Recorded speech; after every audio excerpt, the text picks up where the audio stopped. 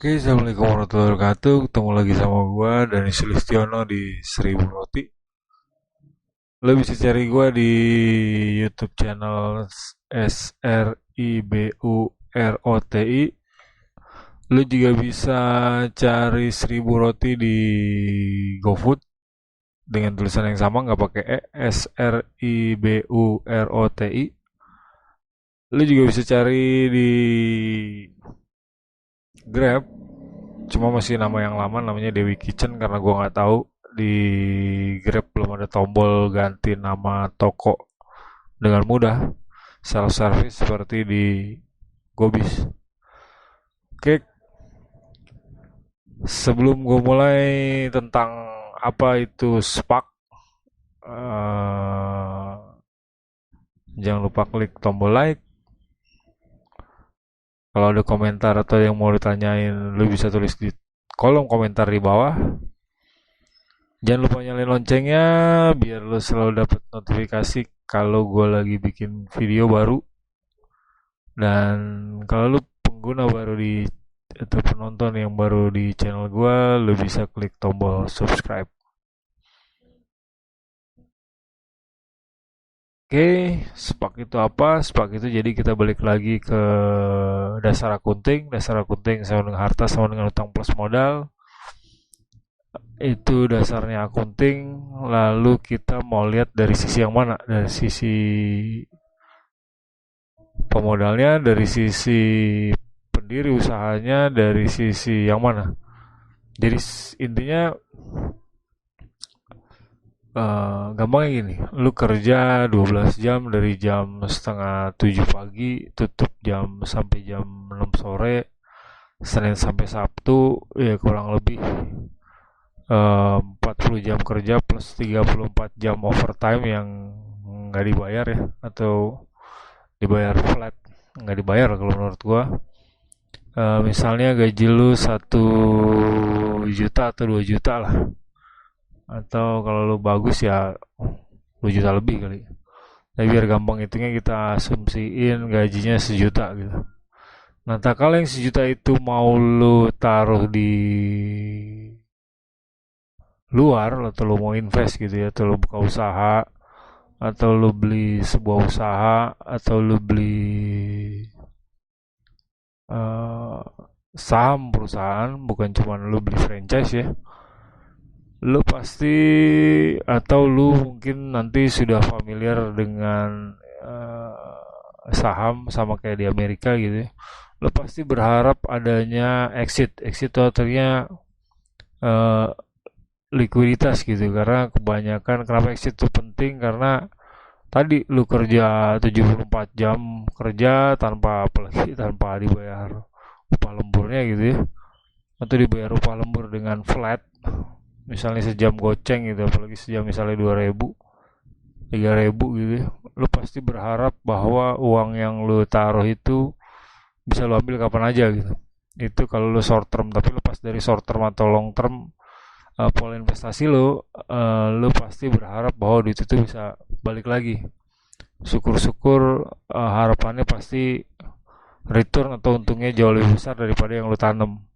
Tapi intinya kan lu pengen uang itu liquid. Nah, di mana lu bisa usaha dengan liquid yang lu bisa taruh dan tarik kapan aja, terus imbal hasilnya jauh lebih baik, ya cuman di bursa. Artinya kalau ada investasi yang kemarin gue udah ceritain soal IPO, yang syarat IPO minimal 5M, artinya kalau lu nilainya kecil-kecil atau lu invest kecil-kecil, potensi lu buat exit jauh banget dari apa yang pernah lo hayalin, karena untuk nyampe aset 5M juga nggak mudah, apalagi kalau lo usahanya kecil gitu ya, karena ya balik lagi 90%, lebih dari 90% usaha yang ada di Indonesia itu usaha mikro dan usaha kecil gitu. Jadi mimpi lu jadi gede juga masih jauh. Artinya kalau lu taruh duit kemungkinan besar nggak liquid gitu. Nah, gimana caranya biar liquid? Ya lu harus IPO. IPO itu initial public offering, penawaran saham perdana di bursa. Nah, gimana caranya orang-orang yang agak besar atau besar membuat uangnya jauh lebih cepat liquid? Kalau investor kecil ya lu ada dua opsi, lu tetap taruh di situ dengan ekspektasi lu naruh 1 juta, baliknya jadi 100 juta atau lebih, atau kayak kemarin bahkan ya di bursa itu kemarin amazing banget, lu taruh 1 juta bisa jadi 200 juta dalam waktu 3 tahun. Cuma yang jadi kendala kan, bahkan Warren Buffett juga tulis di apa namanya, wah, wah buka dulu nih. Jadi lu juga mesti terbiasa hati-hati. Sebentar. Jadi di sini sampai gua simpen, ya jangan kan, karena lu mesti sadar bahwa ini Buffett tulis nih, ada satu hal yang lu mesti hindari. Jadi lu jangan pernah berharap bahwa lu beli saham stok, kalau bahasa Inggris kan stok, yang menurut lu dia pasti akan naik terus. Ditulis di sini bahwa eh, secanggih-canggihnya investor itu nggak akan ada yang bisa memprediksi bagaimana pasar akan perform atau pasar akan eh, terjadi gitu. Karena kan balik lagi, apalagi kalau kita bicaranya ke agama ya, ya kalau semua udah tahu apa yang terjadi di masa depan, ya mungkin semua orang sudah berhenti berdoa gitu, karena lu bakal tahu besok lu bakal dapet duit, atau lu besok akan kehilangan duit sehingga lu nggak mau kemana-mana gitu, dan atau lu besok akan pasti masuk surga atau lu besok masuk neraka. Artinya kalau lu udah tahu masuk surga, lu pasti ada kecenderungan untuk berhenti untuk beribadah dan beramal, ya sama seperti itu. Artinya Tuhan sudah menciptakan bahwa nggak ada yang tahu masa depan, sama seperti saham. Jadi nggak akan ada satupun orang sehebat-hebatnya orang yang bisa memprediksi apa yang akan terjadi di masa depan. Oke, clear sampai situ.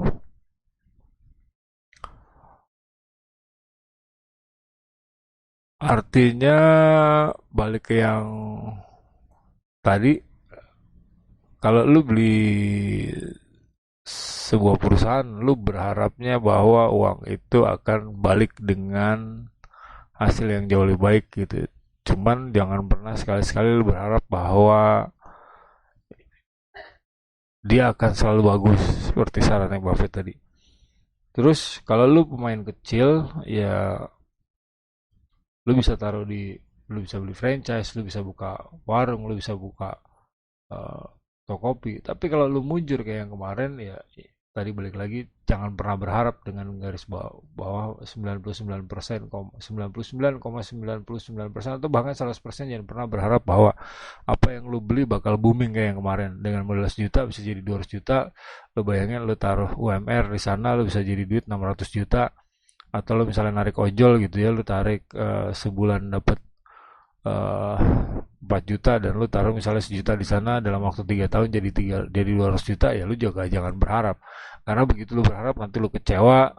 Nanti lu dengerin misalnya gua dianggap sebagai eh influence lu buat investasi, ya gua nggak pengen juga. Ini cuma sekedar buat pelajaran biar lu punya sudut pandang yang jauh lebih baik. Terus lu berpikir bahwa akhirnya lu berpikir bahwa saham sebuah judi gitu, atau saham tidak menguntungkan gitu, padahal nggak juga. Tinggal tergantung bagaimana lu menyikapinya, karena tidak semua yang lu taruh 1 juta terus jadi 200 juta, nggak juga. Itu kemarin kebetulan aja, dan orang-orang yang beruntung saat itu gue yakin saat ini hidupnya cukup kalau dia bisa nyimpen. Balik lagi ke soal naruh duit, artinya lu pengen duit itu bisa cair kapan aja, seperti naruh di deposito atau naruh di tabungan lah. Gampangnya lu simpen di tabungan, lu taruh di bank, lu bisa tarik kapan aja. Cuma bedanya kalau lu taruh di saham, lu naruh, nah lu berharap bahwa hasilnya lebih baik daripada lu taruh di tabungan atau ditaruh di deposito. Soal deposito berapa dan investasi bagaimana, lu bisa lihat di video gue yang lain, atau lu lihat di apa namanya, tombol di atas, deposito dan investasi bodong. Ya nanti gue kali kasih linknya, kalau gue sempet gue editin Lo lihat di atas ada tombol, klik tombol itu, deposito dan investasi bodong, biar lo lebih ngerti bagaimana sebuah atau perputaran uang berjalan gitu. Gue nggak bahas soal asuransi yang JHT-nya cair 56, yang duitnya asuransinya ditaruh ke eh, yang gue pernah jelasin asuransi penting gak sih, lu juga bisa lihat di video gue yang itu. Jadi balik lagi, karena lu capek kerja dari jam setengah 6 pagi, start mulai kerja ya, bukan setengah 7 pagi, bukan dari rumah mungkin lu bangun jam 4 gitu ya.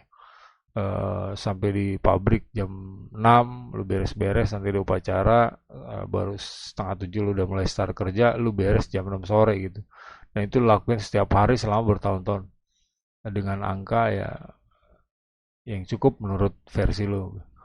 Nah, artinya begitu lu ngeluarin 1 juta, lu pasti ada pemikiran yang luar biasa atau effort yang luar biasa, yang lu pikir, wah jangan sampai duit ini hilang, karena artinya gue kehilangan sekian hari gue kerja dari duit ini gitu. Nah, gimana caranya biar liquid ya? Kalau nilainya terlalu kecil ya, salah satu ada beberapa instrumen atau beberapa pilihan investasi, yaitu tadi deposito, eh, atau di bursa saham. Di bursa saham, yang penting lu jangan berharap kayak yang tadi Bawit bilang, karena tidak ada satu pun orang yang bisa memprediksi bagaimana masa depan itu sendiri gitu. Cuma memang ada dasarnya, lu bisa memprediksi walaupun tidak akan bisa dan tidak akan pernah tepat prediksi lu.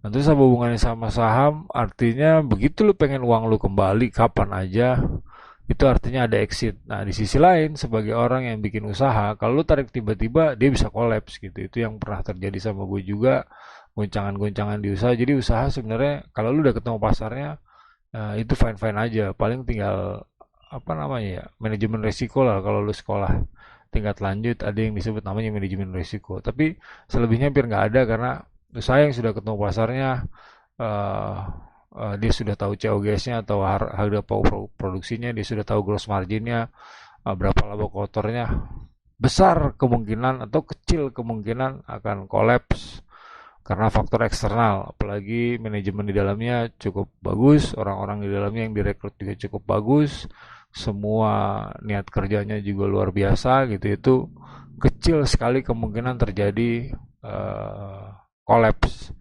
Nah, apa yang bikin usaha bisa kolaps adalah ditarik tiba-tiba. Itu banyak usaha yang kolaps tiba-tiba karena lu udah, misalnya lu main di roti gitu kayak gue, lu beli apa namanya, misalnya loyang, lu udah beli mixer gitu kan, itu pakai duit orang, terus tiba-tiba yang punya duit nanya, oh, gue lagi perlu duit, dan duitnya dibalik gitu. Mesti dibalikin. Nah, itu yang bikin eh, usaha bisa goyang, bahkan lu jadi, bahkan menimbulkan masalah baru. Nah, biar lu, wah ini juga bisa membantu biar kedua belah pihak tidak terjadi hal-hal yang seperti ini. Ada baiknya kalau yang modalnya kecil-kecil dan lu yakin lu suatu saat perlu, ada baiknya mendingan lu mainnya di saham yang sudah listing di bursa. Sama seperti Buffett, kenapa dia pas awal-awal itu fokusnya perusahaan yang sudah listing di bursa. Investasi dia rata-rata hampir perusahaan yang sudah listing di bursa. Nah, apa hubungannya tadi? Lu kerja capek-capek, lu naruh 1 juta, lu pasti berharap duit itu bisa balik. Kalaupun tidak ada returnnya atau tidak berkembang biak, artinya tidak ada hasil lebih dari itu, entah dividen atau bagi hasil, ya lu berharap minimal duitnya bisa balik. Dan salah satu jalan yang bisa lu pilih adalah saham. Nah, yang sudah publik. Artinya buat si pemilik juga sama. Begitu, misalnya startup ya atau usaha gitu kan.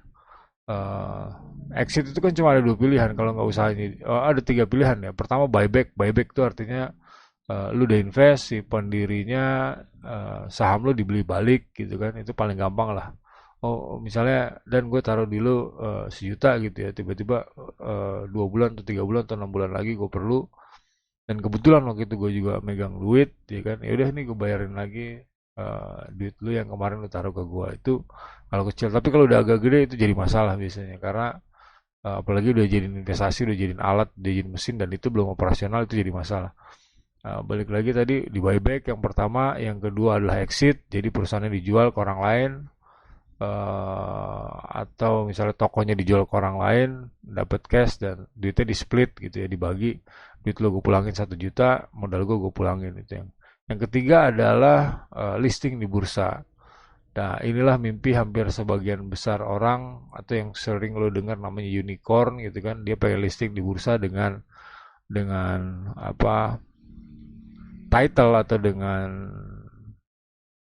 jabatan lah kalau kerja itu dengan nama unicorn gitu. Itu padahal sebenarnya tidak semua harus jadi unicorn. Lu juga 5 miliar aja udah cukup lu bisa listing di bursa.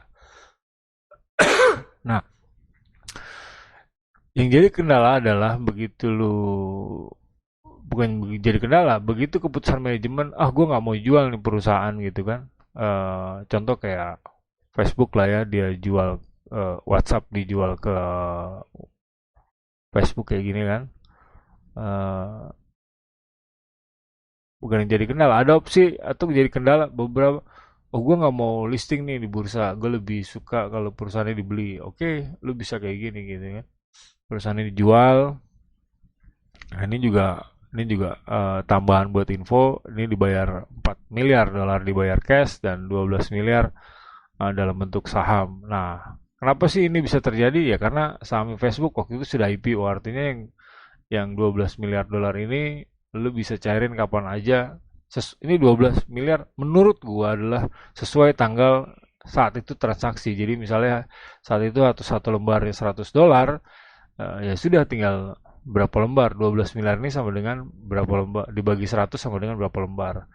Uh, karena nggak bisa pakai, bukan nggak bisa ya, kemungkinan agak sulit menggunakan future value. Jadi misalnya lu berasumsi gue beli perusahaan lu dan gue berasumsi dengan gantung bahwa gue kasih saham sekian ratus lembar atau 1.000 lembar misalnya, tapi harga sahamnya tidak ditetapkan, itu bisa jadi masalah karena harga saham kan berfluktuasi, khususnya saham yang sudah di bursa. Nah, apa hubungannya dengan yang tadi? Kalau dia bisa exit begini, nggak ada masalah juga. Bisa jadi ada kendala atau opsi karena yang punya belum tentu gue maunya dijual gitu. Buyback nggak bisa, exit belum ada solusinya, atau nggak kepengen karena harganya terlalu murah, maka jalan lainnya adalah IPO. Nah, di IPO punya syarat gitu, yang kemarin gue sudah jelasin syarat IPO, di video gue ada, lu bisa lihat nih, gue kasih, lu bisa lihat tombol di atas, nanti gue kasih linknya.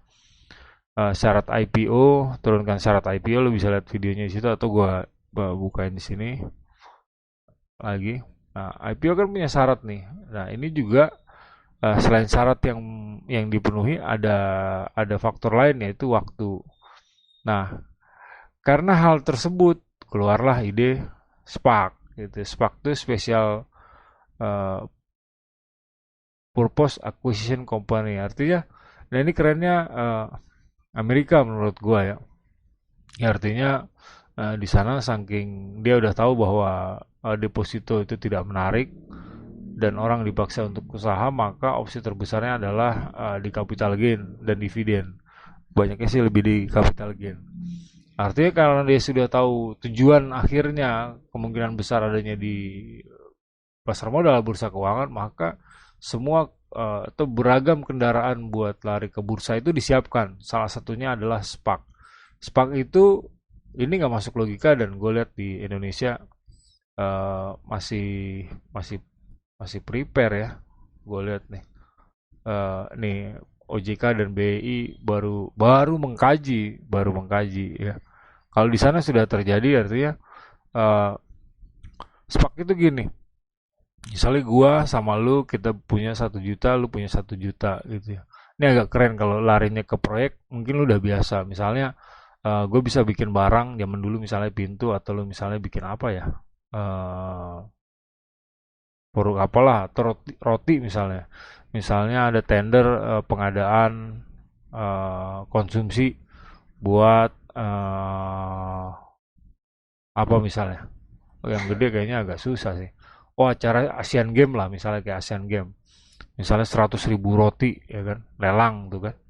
Nah karena gue tadinya kecil terus tiba-tiba ada proyek yang gede, itu hampir mustahil gue punya data yang cukup. Gue nggak punya PT atau CV, gue nggak punya dokumennya, misalnya siup TDP, NPWP dan lain sebagainya gue nggak siap. Akhirnya apa? Gue pinjem bendera orang lain itu umum di usaha. Banyak usaha juga caranya begitu, termasuk gue dulu waktu awal-awal karena gue belum ngerti dan gue ini cuma akhirnya gue bikin juga dan ternyata bikin juga murah. Yang jadi kendala tinggal regulasi yang kemarin gue sudah jelasin kayak kemarin. Misalnya PWP yang dalam tanda kutip peraturan yang agak konyol bahwa setelah kita punya nomor langsung lu punya beban laporan SPT masa dan SP tahunan yang kalau lu nggak laporan lu kena denda. Nah balik lagi karena regulasinya jelimet dan kadang-kadang kita dapat kerjaan di luar kemampuan kita atau di luar preparation atau persiapan kita, akhirnya timbullah perusahaan-perusahaan broker gitu. Kalau lu yang biasa dilelang kadang-kadang misalnya ada eh, lelang pembangunan gedung gitu ya, lu nggak punya PT yang grade-nya grade 7 misalnya syarat grade-nya grade 7 gitu, lu nggak punya gitu kan, tapi lu bisa ngerjainnya karena lu terbiasa jadi pelaksana atau lu tukang tadinya. Nah karena lu bisa ngerjain dan lu bisa nyelesain itu, cuma lu terkendala dokumen. Nah, disitulah orang-orang yang main di lelang biasanya bermain. Dia minjemin PT dengan harapan gue dapat fee atau bagian dari transaksi atau proyek tersebut. Hanya meminjam nama perusahaan. Nah, apa bedanya SPAK? SPAK sama. Logikanya SPAK itu kurang lebih seperti tadi. Lu mau ikut tender, nggak punya dokumennya, nggak punya persyaratannya, ya kan? Lu pinjam bendera orang. Nah, SPAK itu kurang lebih logikanya bersama. Cuman bedanya eh kalau lu mau IPO lu syaratnya panjang, ya kan? Adalah perusahaan SPAK, namanya perusahaan gantung nih, nutsel. Kayak kalau zaman dulu kas apa ya waktu itu ya. Perusahaan cangkang yang di luar kayak gitulah. Jadi SPAK ini ada orang punya duit, dia nggak mau taruh deposito, dia lebih suka main di bursa. Nah, dia bukan cuma pengen trading, tapi dia pengen beli di saat sebuah perusahaan pengen IPO. Jadi SPAC ada syaratnya. Dalam waktu 2 tahun lu nggak dapet perusahaan yang bisa diakuisisi atau di merger dan dibikin IPO, ya kan duitnya harus dikembalikan lagi ke si pemodal. Nah, anggap aja di waktu syarat IPO kan ada misalnya ada 500 orang yang terkumpul. Nah, syarat-syarat itu tidak terpenuhi untuk perusahaan itu untuk IPO gitu. Atau bisa terpenuhi tapi waktunya terlalu lama, misalnya 18 bulan atau 2 tahun itu kan lama banget gitu, dan apa yang terjadi selama 2 tahun itu bisa macam-macam gitu. Nah, SPAC itu bisa mempersingkat itu. Karena apa? Dia sudah listing di bursa. Tapi perusahaan itu tidak aktif. Jadi dia nggak ada trading, nggak ada penjualan, nggak ada apa-apa. Jadi jelas-jelas perusahaan itu hanya untuk kayak kuda lah ya. Atau apa ya. Kayak tadi lah, kayak lelang tadi. Gue cuma minjem bendera lu biar gue bisa langsung exit gitu. Jadi si modal-modal yang tadinya modalin usaha lu bisa bisa nyairin duitnya kapan aja. Nah, itulah kendaraan SPAC. Jadi biar proses IPO duit si pemodal atau duit lu tadi yang 1 juta yang lu sisihin dari gaji yang kerja dari setengah 7 sampai jam 6 sore selama 6 hari itu bisa keluar kapan aja. Jadi liquid gitu kayak tabungan lagi. Cuma ini bedanya bentuknya saham. Nah, biar bisa liquid kan dia harus IPO. Nah, IPO si perusahaan itu kalau dia ngikutin syarat dan prosedur biasa itu bisa 18 sampai 2 tahun. Nah, keluarlah SPAC tadi yang pakai logika kalau lu pengen tender, lu bisa supply roti 100.000 misalnya kan untuk pengadaan Asian Games selama 1 bulan. Tapi lu nggak punya dokumennya karena kan proyek segede gitu kan jarang. Sementara kalau lu urus KLBU-nya ya nggak worth it juga. Nah, cuma tiba-tiba ada perusahaan yang bisa supply dokumennya sama kayak SPAC. Secara prosedural semuanya sudah lengkap, lu tinggal numpang, ya kan? Dengan bahasa tadi kan ada merger dan akuisisi. Apakah lu diakuisisi atau lu di merger atau lu yang nyaplok perusahaan itu? Walaupun di situ ada syarat bahwa lu harus memiliki market cap atau punya apa ya? Pasar lebih besar dari ukuran perusahaan yang lu beli tadi. Yang 80%-nya lebih besar dari yang tadi. Jadi intinya ini seperti backdoor. Nah, apa bedanya sama ini? Ya ini sebenarnya hampir sama seperti SPAC. Jadi gue pengen eh, pemodalnya pengen duitnya balik dengan cepat, ya dia diakuisisi sama perusahaan publik. Ya ini kan eh, WhatsApp yang tadinya duit lu tadi 1 juta bertahun-tahun mandek, ya kan tiba-tiba gara-gara dibeli WhatsApp, lu pegang saham yang ada di bursa sehingga duit lu bisa keluar lagi kapan aja. Nah ini prosesnya kalau diakuisisi. Sama seperti SPAC, cuma bedanya kalau SPAC benderanya tetap sama. Kalau ini kan WhatsApp dibeli Facebook, benderanya bendera Facebook. Tapi kalau SPAC bisa aja begitu nanti proses berjalan, misalnya yang timbul di bursa adalah WhatsApp-nya, bukan si perusahaan cangkang tadi. Nah, atau kayak kemarin yang kemarin harga sahamnya naik gitu ya biar bisa liquid, lu beli saham kemarin harga saham siapa ya? Bang Jago kalau nggak salah. Oh, ini sebenarnya setengah backdoor ya menurut gua. Gojek